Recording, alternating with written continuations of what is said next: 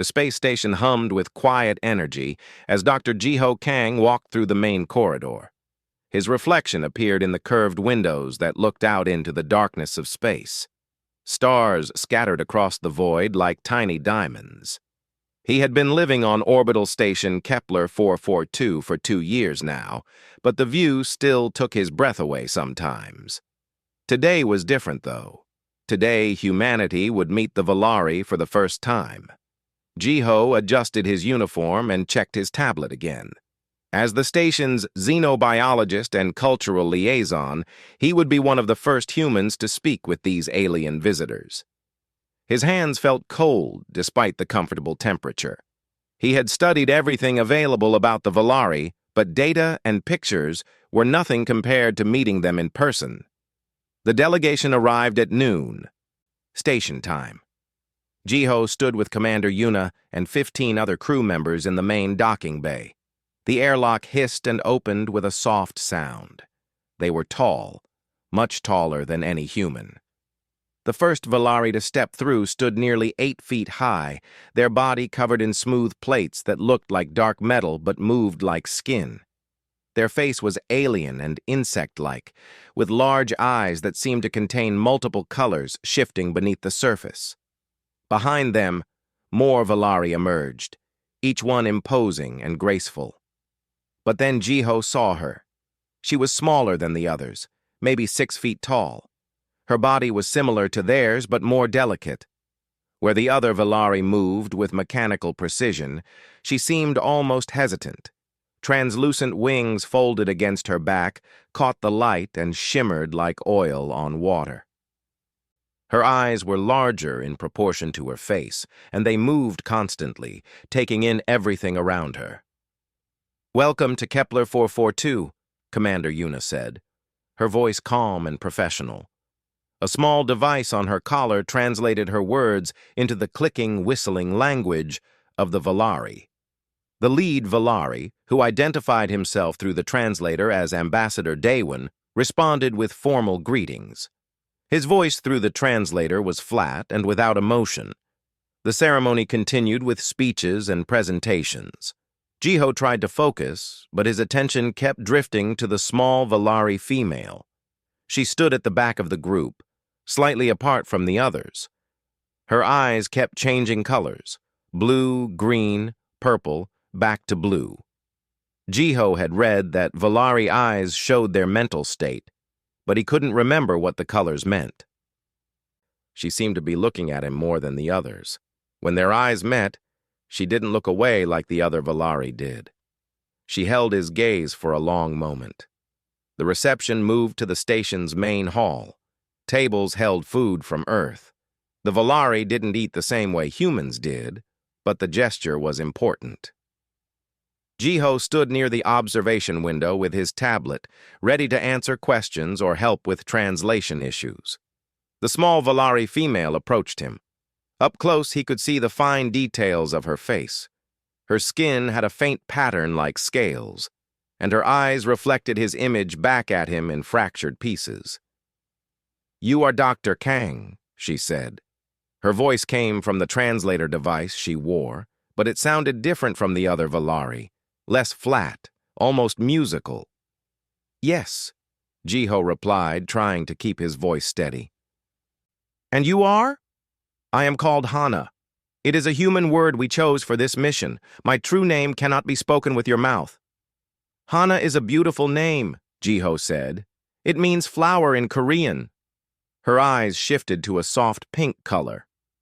"What is flower?" Jiho pulled up an image on his tablet, a cherry blossom. Hana leaned closer, her eyes fixed on the screen. Her wings trembled slightly. "It is beautiful," she whispered. "We do not have these. We had them once long ago, but they are gone now. Everything beautiful is gone." The sadness in her translated voice surprised Jiho. Ambassador Daewon had spoken of the Valari as a purely logical species, beyond emotion. But Hana sounded almost lonely. "Why are they gone?" Jiho asked. Hana's eyes turned dark blue, almost black. "Because my people decided feelings were weakness. They removed them, made themselves perfect. She looked at him directly. But some of us are broken. We still feel. I still feel. Before Jiho could respond, another Valari approached. This one was tall and moved with sharp, quick motions. He spoke in their native language, and Hana's posture changed immediately. She became smaller somehow, her head lowered. "This one apologizes for inappropriate conversation," the tall Valari said through his translator. "She forgets her place." "There's no need to apologize," Jiho said quickly. "We were just talking about—" "Come," the tall Valari said to Hana, ignoring Jiho completely. "Ambassador Daewon wishes to brief the science team." Hana followed without another word, but she looked back at Jiho once. Her eyes were pale green now, and even through the alien features, he could see something he recognized: fear. The rest of the day passed in formal meetings and careful diplomacy. Jiho sat through presentations about trade possibilities and cultural exchange programs. His mind kept wandering back to Hana and her strange confession. A Valari who still felt emotions. What must that be like among a species that had abandoned all feelings? Night came to the station, an artificial night created by dimmed lights and shift changes. Jiho returned to his quarters, exhausted. The diplomatic reception had lasted for hours. He changed into comfortable clothes and sat on his bed, reviewing notes on his tablet. The door chime made him jump. It was soft, almost hesitant. He checked the security display. Hana stood outside his door. Jiho opened it quickly. "Hana, is something wrong?" She stood in the corridor, her whole body trembling. Her wings were pressed tight against her back. Her eyes cycled through colors rapidly. Blue, purple, red, green. Her hands clutched at the simple robe she wore. "I should not be here," she said, her voice barely above a whisper. "This is against protocol, against everything I was taught, but I cannot be alone tonight." "Do you need medical help?" Jiho asked, concerned. "No, not medical. I need—" She struggled to find words. "My people enter regeneration alone, in isolation pods. It is the proper way, the efficient way. But when I am alone like that, I experience— You call them nightmares, memories that hurt. I am defective, you see. I feel fear." Jiho's heart ached for her. "You're not defective." "My people would disagree." Her eyes met his, settling on a soft blue. "You are different." "Humans are different. You do not hide what you feel. I have watched you all day. You smile. You touch each other in friendship. You exist together without shame." She took a small step forward. May I sleep near you, human? Not touching. Just near. I will cause no trouble. I will leave before dawn, but tonight I cannot bear to be alone." The request was so vulnerable, so honest, that Jiho couldn't refuse. He stepped back, opening the door wider. "Yes," he said simply. "You can stay." Hana stepped gently into his room, and neither of them knew that this moment would change everything. Jiho's quarters were small but comfortable. A bed, a desk, a small bathroom, and a spare sleeping pod built into the wall for guests. He gestured toward the pod. "You can use this," he offered. "It's designed for humans, but it should work for you too." Hana approached the pod slowly. She touched the smooth surface with one long finger, and her eyes immediately turned dark red. She pulled her hand back as if burned. "I cannot," she said, her voice shaking. "It is too much like the isolation pods, the darkness, the silence. I know it is illogical, but I feel trapped." "That's not illogical," Jiho said gently. "That's called claustrophobia. Many humans feel the same way." "You have a word for it?" Hana seemed surprised. "You name your fears?" "Yes. Naming something makes it easier to understand, easier to deal with." Hana's wings rustled softly, a sound like paper in the wind. "My people have no words for fears anymore. We deleted them from our language during the Great Reformation. If you have no words for something, it becomes easier to pretend it does not exist. Jiho sat on his bed, trying to process this. A whole species that had engineered emotions out of themselves. What was the Great Reformation? Hana settled onto the floor, crossing her legs in a way that looked almost human. Her eyes shifted to a thoughtful purple. 3,000 years ago, my people were like yours. We felt everything: love, hate, joy, sadness. But we also fought wars, terrible wars that nearly destroyed our world. Our leaders decided that emotions were the problem. They used genetic engineering and neural conditioning to remove our ability to feel. Within 5 generations, the Valari became purely logical beings. And it worked? Jiho asked. The wars stopped? Yes, wars stopped. Crime stopped. Conflict of any kind became rare. We advanced rapidly in technology and science. We spread across the stars. By every measure, the Reformation was a success. Hana's eyes turned sad blue again. But some of us are born broken.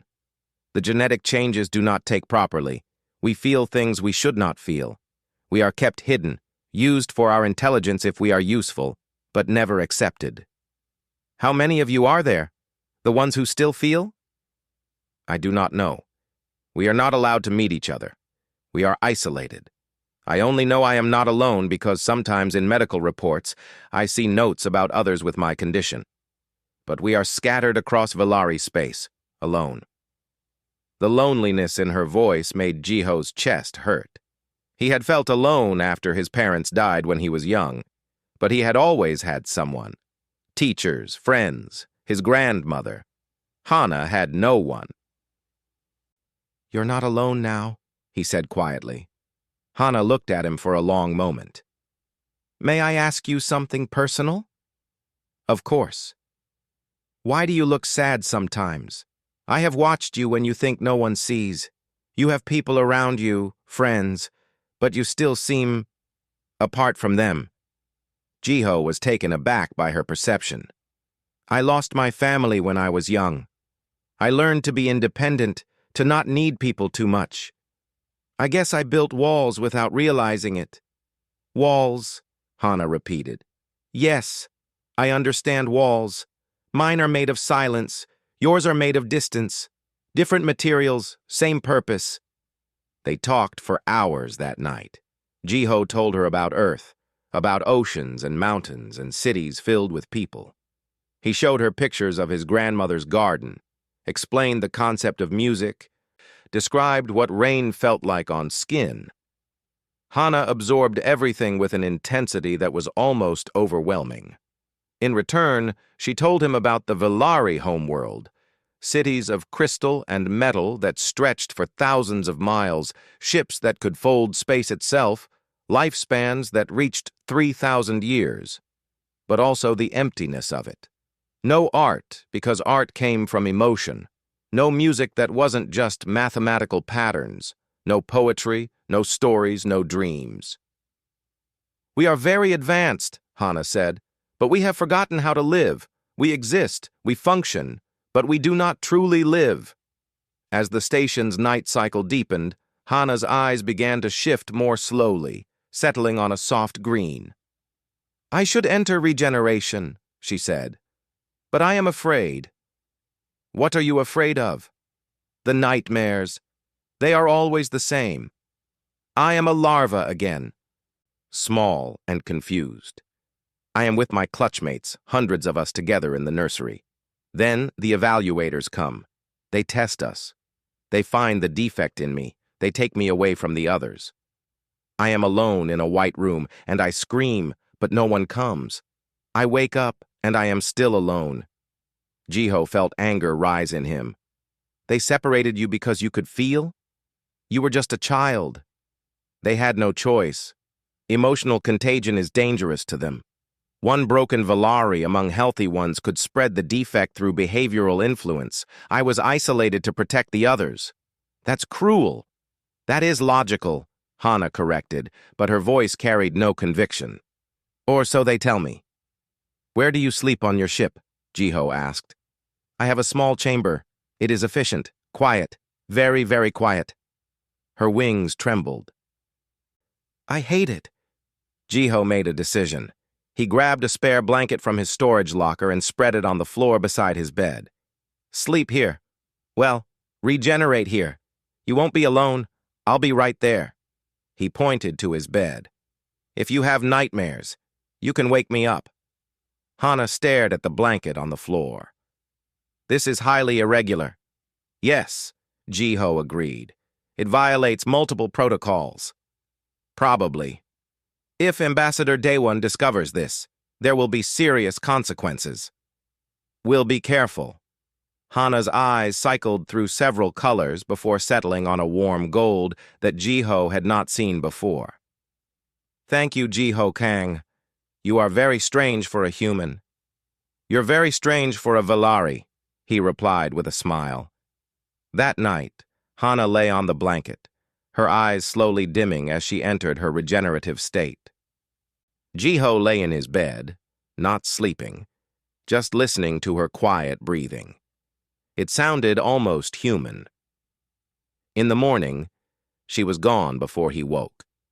But on his desk, she had left a small data chip. When he played it, mathematical equations scrolled across his screen. At first, he thought it was research data. Then he realized the equations were deliberately arranged to create a visual pattern, waves of numbers that rose and fell like music. It was the closest thing to art a Valari could create. It was beautiful. That evening, his door chimed again at the same time. Hana stood there with the same fearful hope in her color-shifting eyes. May I? Yes, Jiho said before she could finish. Always yes. It became their routine. Every night of the diplomatic mission, Hana came to his quarters. They talked about everything and nothing. She asked endless questions about human emotions. What is love? What is joy? Why do humans cry when they are happy? Why do they laugh when they are nervous? Jiho tried to explain, but words felt inadequate. So he showed her instead. He played her music and watched her wings vibrate in response to the sounds. He showed her comedy videos and tried to explain humor. He read her poetry, even though she struggled to understand why anyone would arrange words in such an inefficient way. On the fifth night, Hana asked him, Do you ever feel broken, Jiho? Sometimes, he admitted. When I feel too much or not enough. When I can't connect with others the way I want to. But humans celebrate their feelings. You write songs about sadness. You create art about pain. You honor your emotions. Yes. But that doesn't mean they don't hurt sometimes. Hana settled onto her blanket. My people removed pain by removing everything. You keep the pain because it comes with everything else. I do not know which is braver. Maybe neither, Jiho said. Maybe we're both just trying to survive in the ways we know how. But even as he said it, Jiho realized something was changing. These conversations weren't just about curiosity anymore. He found himself waiting for the door chime each evening. He caught himself thinking about what to show her next, what to teach her. He was beginning to care about this strange, broken alien in ways he had not cared about anyone in years. And that, he knew, was dangerous for both of them. The alarm screamed through the station at 0400 hours, dragging Jiho from sleep. Red emergency lights pulsed in his room. His tablet buzzed with an urgent message. Hull breach. Sector 7. All personnel proceed to safe zones. Jiho grabbed his jacket and ran into the corridor. People rushed past him, some still in sleep clothes. Commander Yuna's voice came over the speakers, calm but firm. This is not a drill. We have a hull breach in the research wing. Emergency bulkheads are sealing. All personnel evacuate to designated safe zones immediately. Jiho's heart pounded. The research wing. That was where he had been scheduled to work today. He had materials there, equipment, his entire research station. But more importantly, Hana had told him yesterday she would be working there this morning with the other Valari scientists.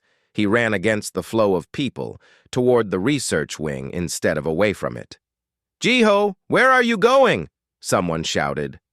But he ignored them. The corridor to the research wing was already half sealed. Warning lights flashed around the emergency bulkhead as it slowly descended from the ceiling. Jiho slid under it with seconds to spare, hearing it slam shut behind him with a final boom. The research wing was chaos. Alarms wailed, the lights flickered. Through the reinforced windows, Jiho could see stars where there should have been solid station wall. An asteroid fragment the size of a car had punched through the outer hull. Debris floated in the zero-gravity area beyond the inner containment field. 3 people were trapped in the wing with him. Sora, a young engineer with short black hair and grease-stained hands, was already at an access panel, working frantically. Tai-Jin, a security officer built like a bear, was helping evacuate equipment away from the damaged section. And Hana stood in the corner, her entire body shaking, her eyes cycling through colors so fast they blurred into white. "Jiho!" Sora looked up from her work. "Thank God! I need help rerouting power to the containment field. It's weakening. If it fails, this whole section decompresses." "What can I do?" Jiho asked, but his eyes were on Hana. "Access panel 3. I'll walk you through it. We have maybe 10 minutes before—" The station shuddered, cutting off her words. More alarms joined the symphony of chaos. Tai-Jin cursed. "That was another impact. Smaller, but we're in the middle of a debris field." Jiho moved to the access panel, but he kept watching Hana. She had pressed herself into the corner, her wings wrapped around her body like a shield. Her breathing came in short, rapid gasps. The translator she wore couldn't keep up with the sounds she was making, clicks and whistles of distress in her native language. "Hana!" Jiho called to her. "Hana, look at me!" She didn't respond. Her eyes were completely white now. "She's panicking," Tai-Jin said, moving toward her. "Is she okay? Can Valari panic?" "Most can't," Jiho said, his hands working on the panel even as his attention split between the task and Hana. "But she's different. She feels everything we feel." "Well, she needs to snap out of it," Tai-Jin said, not unkindly. "We need all hands working if we want to survive this." "Give her a moment," Jiho said. He finished the connection Sora had instructed and moved to Hana. He knelt in front of her, careful not to touch her without permission. "Hana, it's Jiho. You're safe." "I'm here. Cannot breathe," she managed through the translator. "Too much. Everything is too much." I know it's scary, but you're not alone. Remember? You're not alone anymore." He kept his voice soft, steady. "Can you look at me? Just focus on me." Slowly, her eyes found his. The white began to separate back into shifting colors. "Good," Jiho encouraged. "Now breathe with me. Slow. In and out. In and out." "Jiho, I need you back on that panel," Sora shouted. Another shudder ran through the station. "The field is at 60%. Tai-Jin, can you take over the panel?" Jiho asked. The big security officer hesitated. "I'm not trained for—" "Sora will guide you. Please, I need to help Hana." Tai-Jin looked at the trembling alien, then at Jiho. Something in his expression softened. "Yeah, okay. Tell me what to do, Sora." Jiho turned his full attention to Hana. "Listen to me. Your people engineered out fear, but they also engineered out the ability to overcome fear. You have both. That makes you stronger than them, not weaker. You can feel afraid and still be brave." "I do not feel brave," Hana whispered. "Bravery isn't the absence of fear. It's doing what needs to be done despite the fear." Jiho held out his hand. "You taught me that. These past few days, you've been brave every night, coming to my room when your instincts told you to hide, asking for help when you'd been taught to suffer alone. That's courage." Hana's breathing slowed slightly. Her hand slowly reached out and grasped his. Her fingers were longer than human fingers, and her skin felt cool and smooth, but the grip was tight, desperate. "Field at 40%, Sora called out. "We've got maybe 5 minutes.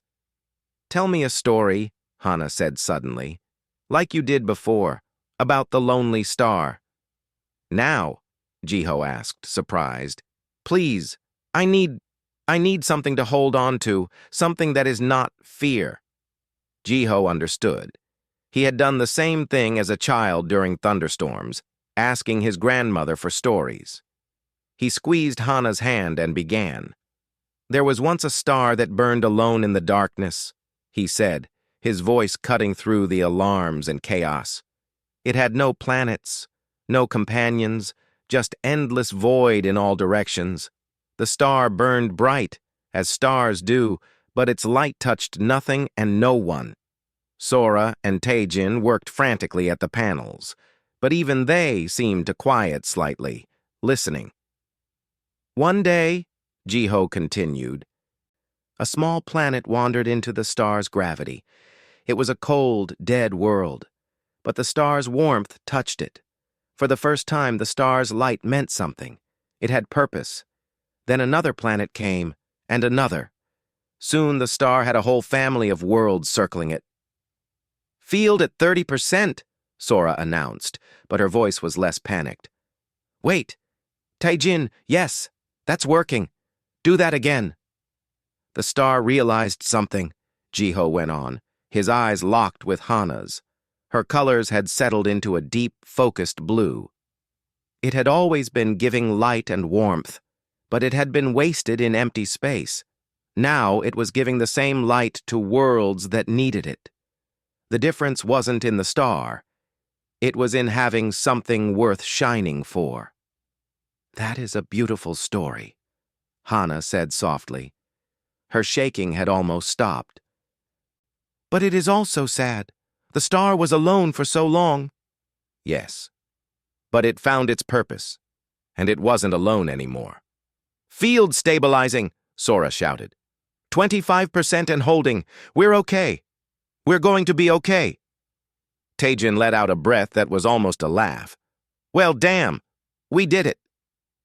The immediate danger had passed, but they were still trapped. It would take hours for repair teams to clear the debris and reopen the bulkheads safely. The 4 of them sat together, exhausted and relieved. Hana had not let go of Jiho's hand. Taejin noticed and raised an eyebrow, but said nothing. Sora smiled slightly, a knowing look in her eyes.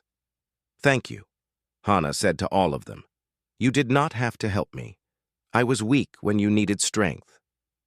"You weren't weak," Sora said firmly. "You were scared. There's a difference." "We all were. But you functioned. I did not." "You functioned where it mattered," Taejin said, surprising everyone. The gruff security officer looked uncomfortable with the attention. "You held on. You didn't give up. That's what counts." 2 hours later, the rescue team cut through the bulkhead. Medical personnel rushed in, checking everyone for injuries. And behind them came Ambassador Daewon, his tall frame filling the entrance. His eyes shifting through cold silver and blue, fixed on Jiho and Hana, on their joined hands. "Hana," he said in their native language, the translator making his voice flat and sharp. "Come, now." Hana's hand tightened on Jiho's for a moment. Then she let go and stood. She followed the ambassador without a word, her head lowered. But at the doorway, she stopped. She turned back and looked at Jiho. Her eyes were a color he had never seen before, bright, defiant gold. "No," she said clearly in English, "I will not hide any more." Ambassador Daewon went completely still. "What did you say?" "I said no." Hana's voice grew stronger. "I will not pretend I am only a scientist. I will not pretend I do not feel. These humans showed me something today. They showed me that connection is not weakness, that asking for help is strength, that being afraid and choosing courage is what makes someone truly alive." "You are broken," Daewon said, his voice still flat but somehow colder. You are contaminated. No, Hana replied. I am awake, and I will not go back to sleep. The conference room felt too small for the tension it held. Commander Yuna sat at the head of the table, her face tired. Across from her, Ambassador Daewon stood rigid, refusing to sit. Jiho sat next to Hana, who had not stopped trembling since the confrontation at the bulkhead. Other human officers lined one side of the table. Other Valari delegates lined the other side. She has requested asylum, Yuna said carefully. Under coalition law, any sentient being can request protection if they face persecution in their home territory. Persecution. Daewon's translator made the word sound like an insult. We do not persecute. We provide treatment for defective individuals. Hana has been given every opportunity to contribute to Valari society despite her condition. My condition, Hana said quietly, is that I can feel, and you treat that as a disease. It is inefficient. It leads to irrational behavior. Today proved that. You experienced panic while others remained functional. I experienced fear, Hana countered, her voice growing stronger. And then I experienced courage. I overcame the fear. That is something your efficient people cannot do because they removed the capacity for both. Daewon turned his cold eyes to Jiho. You did this. You contaminated her with your primitive emotional responses. She was controllable before she met you. I didn't do anything, Jiho said, anger rising in his chest. I just treated her like a person instead of a broken machine. Enough, Yuna interrupted. The question before us is simple. Hana has requested asylum. We must decide whether to grant it. Ambassador Daewon, if she returns with you, what will happen to her? The silence stretched for a long moment. Finally, Daewon answered. She will be returned to the Reformation Centers for intensive therapy. Her neural pathways will be corrected. She will be made whole. You will erase who I am, Hana said, her eyes flashing red. You will remove everything that makes me myself and replace it with emptiness. That is not therapy. That is death. It is correction, Daewon insisted. Yuna looked at the papers in front of her, then at Hana. I need time to consider this. The political implications are significant. Ambassador, I will have my decision within 48 hours. The meeting ended, but the tension did not. As people filed out, Yuna gestured for Jiho to stay. When the room was empty except for them, she rubbed her temples. Do you understand what you've done? She asked, not unkindly. I helped someone who needed help, Jiho replied. You potentially destroyed our first diplomatic relationship with an advanced alien species. Earth Command is already sending me messages. The Coalition is watching. If we grant Hana asylum, the Valari might withdraw from all future contact. If we don't, she trailed off. If we don't, we send her back to be erased, Jiho finished. We send her back to be punished for being able to feel. How can we call ourselves civilized if we do that? Politics isn't about what's right, Jiho. It's about what's possible. Yuna stood and walked to the window. I believe Hana deserves protection, but I have to think about the bigger picture. Hundreds of billions of humans who might benefit from an alliance with the Valari. Medical technology that could save millions. Scientific advances that could... One person, Jiho interrupted. One person who trusts us to do the right thing. Isn't that worth something too? Yuna didn't answer. Over the next 2 days, Jiho barely saw Hana. She was kept in a diplomatic suite. Not quite a prisoner, but not quite free. He tried to visit, but guards turned him away.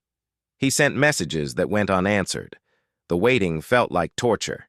He threw himself into work, trying to distract himself, but his mind kept returning to her, to her trembling hands and shifting eyes, to the way she had looked at the cherry blossom image with wonder, to the mathematical art she had created for him, to the sound of her breathing as she slept on the blanket beside his bed. On the second night, his door chimed. He opened it to find Sora standing there looking nervous. "Can I come in?" she asked. "Of course." Sora entered and sat heavily on his chair. "I wanted to talk to you about Hana, about what happens next." "Do you know something?" Jiho asked, hope rising. "No official word yet, but I've been hearing things. The Earth Command is leaning toward sending her back. They don't want to risk the alliance." Sora looked at him with sympathy. "I'm sorry, Jiho. I know you care about her." "It's not just about me caring about her," Jiho said, frustration making his voice sharp. "It's about what's right." "I know. I agree with you. But sometimes the right thing isn't the thing that happens." Sora stood to leave, then paused. "For what it's worth, you did something good. You showed her that someone cared. Even if this ends badly, she'll have had that. That matters." After Sora left, Jiho couldn't sleep. He paced his small room, anger and helplessness warring inside him. How had this happened? A week ago, his life had been simple. Research, reports, the quiet routine of station life. Now everything felt tangled and complicated. At 0200 hours, his door chimed again. This time, it was Dr. Yunji, the station's psychologist. She was a kind woman in her 50s with gentle eyes and gray-streaked hair. "I'm sorry to come so late," she said, "but Hana asked to see you. I convinced the guards to allow a brief visit. Will you come?" Jiho followed her through the quiet corridors to Hana's suite. The guards outside looked uncomfortable but stepped aside. Inside, Hana sat by the window, looking out at the stars. She turned when Jiho entered, and her eyes cycled through so many emotions he couldn't track them all. "Jiho," she said, and there was such relief in her voice that it broke his heart. "I tried to visit before," he said. "They wouldn't let me." "I know. I heard you arguing with the guards. It made me feel less alone." She gestured to the chair beside her. "Sit with me. We may not have much time." They sat in silence for a moment, just existing together. Then Hana spoke. "Dr. Yunji has been talking with me, helping me understand what I feel. She says I am experiencing grief." "Grief for what?" "For the choice I may not get to make, for the freedom I tasted but cannot keep." Hana's eyes settled on a deep, sad blue. "But also gratitude. Is it strange to feel both at once?" "No," Jiho said softly. "Humans feel contradictory emotions all the time. It's part of being complex. I never wanted to be complex. I wanted to be normal, to fit in with my people. But you showed me that being broken might be the same as being whole, just in a different way. You were never broken, Hana. Maybe not, but I am different, and difference is dangerous." She turned to look at him fully. "If they send me back, will you remember me?" "Don't talk like that," Jiho said, pain sharp in his chest. "We'll find a way." "There may be no way. The politics are larger than us. Dr. Yunji explained it to me. One individual against the good of billions. The math is simple. You're not just a number in an equation. To them, I am." Hana reached out and took his hand, the gesture now familiar between them. "But to you, I am a person. That is enough. That will have to be enough." Before Jiho could respond, the door opened. Dr. Yunji stepped in, her expression troubled. "I'm sorry, but the guards say time is up. Ambassador Daewon is demanding Hana's return to the Valari quarters." Hana stood, still holding Jiho's hand. "Thank you for everything, Jiho Kang. You gave me something my people could not. You gave me hope." She let go of his hand and walked toward the door. At the threshold, she paused and looked back, her eyes that defiant gold again. "I do not regret asking if I could sleep near you, even if it costs me everything." After she left, Jiho sank into the chair, feeling hollow. Dr. Yunji sat beside him. "This is hard," she said gently. "What you're feeling is normal." "What am I feeling?" Jiho asked, genuinely unsure. "Loss. Fear for someone you care about. Helplessness." She paused. "Maybe love." Jiho looked at her sharply. "I barely know her. Love doesn't always need time. Sometimes it just needs recognition. The question is, what will you do about it?" "What can I do? I'm just one person." "So was she," Dr. Yunji said. "One person who changed your world by asking a simple question. Maybe you can change hers by asking the right question, too." After she left, Jiho sat alone with his thoughts. What question could he ask? What could he possibly do? Then his tablet buzzed. A message, encrypted and marked urgent. He opened it, and his eyes widened. It was from an unknown source, but the content was clear. A transmission from deep in Valari space. A group calling themselves the Remembered. Young Valari with the same defect as Hana, hiding in the shadows of their perfect society. The message was simple. "We heard what Hana did. We are ready to stand with her. Tell us how." Jiho stared at the screen, his mind racing. Maybe they weren't as helpless as he thought. Maybe one person could make a difference if enough people decided to stand together. He began typing a response, hope and determination replacing the helplessness in his chest. The message from the Remembered changed everything. Jiho worked through the night, coordinating with this hidden network of emotional Valari scattered across their empire. They were young, frightened, but determined. Hana's defiance had given them courage. By morning, Jiho had compiled a report that he delivered directly to Commander Yuna. She read it in silence, her expression unreadable. "This is verified," she asked finally. "As much as it can be. I've confirmed the sources. There are at least 300 Valari with Hana's condition that we know of, probably more hiding deeper. They want change. They want acknowledgement. And if we grant Hana asylum, you think they'll see it as a signal?" "I think they already have," Jiho said. "Hana didn't just ask for asylum. She spoke up. She refused to pretend anymore.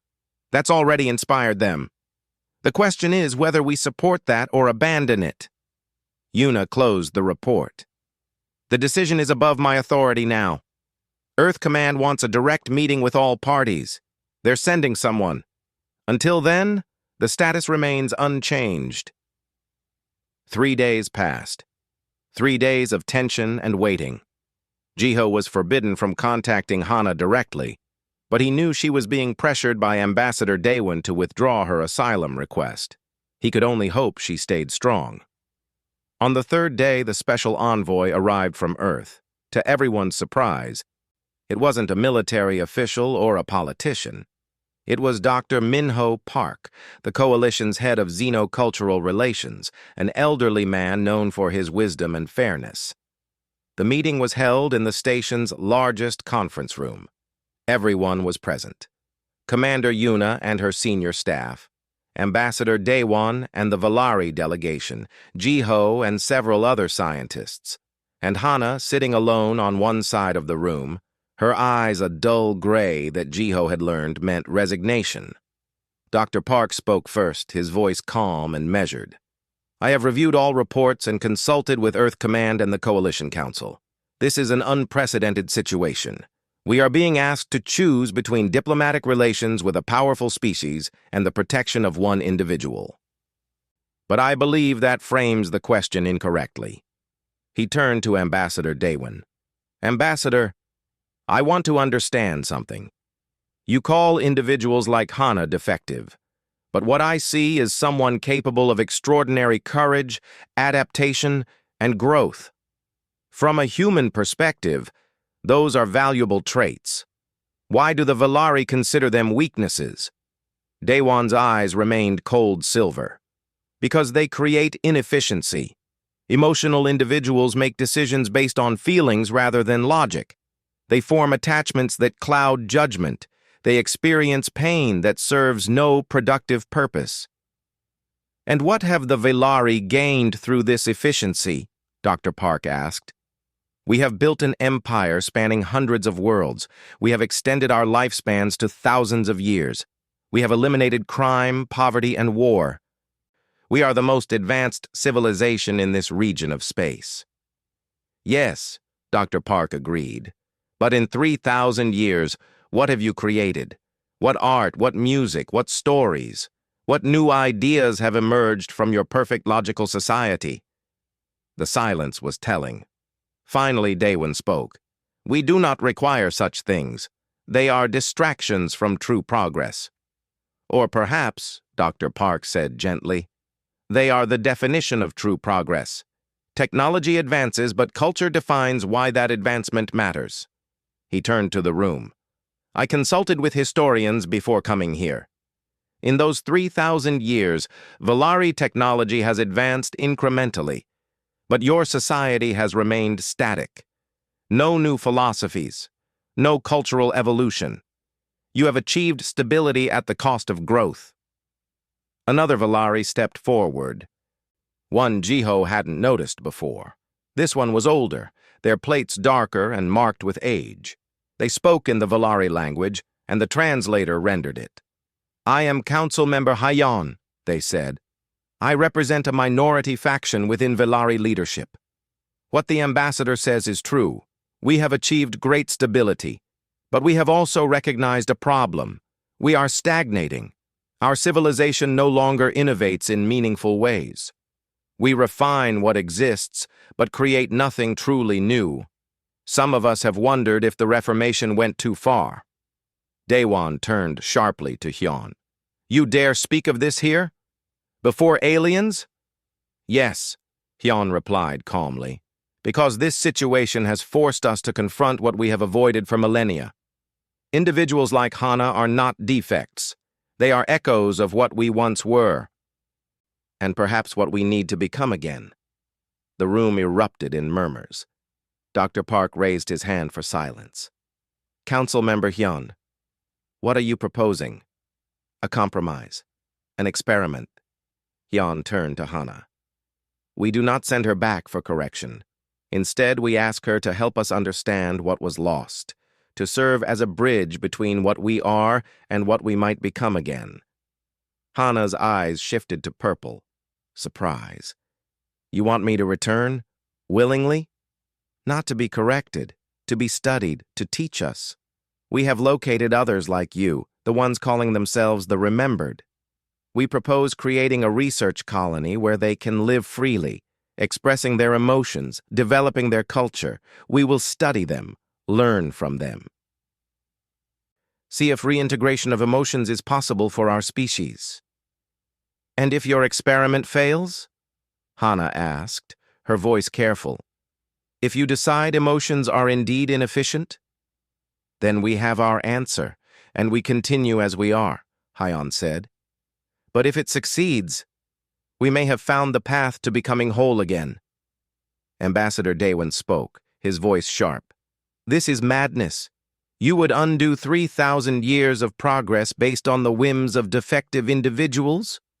No, Hyon countered. We would explore whether our definition of progress has been incomplete. There is a difference. Dr. Park looked at Hana. The choice is yours. We will grant you asylum if you wish it. You can stay here, live among humans, or you can accept this proposal and return to your people, not as a patient, but as a teacher. Hana sat very still, her eyes cycling through colors. Finally, she looked at Jiho. What do you think I should do? All eyes turned to him. Jiho felt the weight of the moment. He wanted to tell her to stay, to choose safety, to choose him, but that would be selfish. I think, he said carefully, that you should do what you told me the first night we talked. You said your people need to remember how to live, not just exist. If you go back, you could help them do that. Not just for yourself, but for all the remembered. You could change your entire civilization. But I would leave you, Hana said softly. Leave this place where I felt safe. Yes, but you'd be doing something important, Something that matters. Hana's eyes settled on gold, determination. She stood and faced Council Member Hyon. I will go, but I have conditions. The remembered must be treated with respect, not as test subjects. We must have autonomy, and I want regular contact with humans, with this station. I want to maintain friendships I have formed here. Agreed, Hyon said. Ambassador Daewon protested, but Hyon raised a hand. The Council will hear of your objections, Ambassador, but this decision is made. The meeting ended with formal agreements and diplomatic protocols. But afterward, Jiho found himself alone with Hana in a quiet corridor. Did I choose correctly? She asked him. I don't know, Jiho admitted. But it was brave. That's what matters. I am afraid again, Hana confessed, but also excited. Is that normal? Very normal. They stood in silence for a moment. Then Hana asked, Will you wait for me? To return, I mean. It may be years. My people do not move quickly on such matters. Jiho thought about his lonely life before she stepped into his room that first night, about the walls he had built and how she had helped him see them, about the fact that caring about someone, truly caring, meant wanting what was best for them even when it hurt. I'll be here, he said, however long it takes. And I'll keep talking to you through messages. We can share what we learn. You about your people, me about mine. Hana's eyes shifted to warm pink. Thank you, Jiho, for seeing me, for treating me like I mattered. You do matter, he said, more than you know. The Valari delegation departed 2 days later. Jiho stood at the observation window watching their ships prepare to leave. Hana had promised to send him a message once they reached Valari space. Sora came to stand beside him. You okay? I will be, Jiho said. You did a good thing. You helped start something important. Maybe. Or maybe I just complicated everything. Sometimes those are the same thing, Sora said with a smile. 3 weeks later, the first message arrived. Hana reported that they had arrived at the research colony site. 53 of the remembered had already gathered there, with more coming. They were building something new, something that had not existed in Valari society for 3,000 years, a community based on choice and connection rather than efficiency. She described their struggles and their successes, how some remembered were overwhelmed by emotions they had suppressed for years, how others flourished, creating art and music for the first time in their lives, how they argued and laughed and cried and grew. She sent Jiho images, gardens they were growing, the first decorative plants on a Valari world in millennia, musical instruments they had designed, writings that were not scientific reports but stories, poems, dreams, and always she ended her messages the same way. I think of you often. Thank you for teaching me that being broken can be another way of being whole. Jiho sent his own messages in return, updates about the station, his research, but also personal things, memories of his grandmother, descriptions of Earth, thoughts about connection and meaning.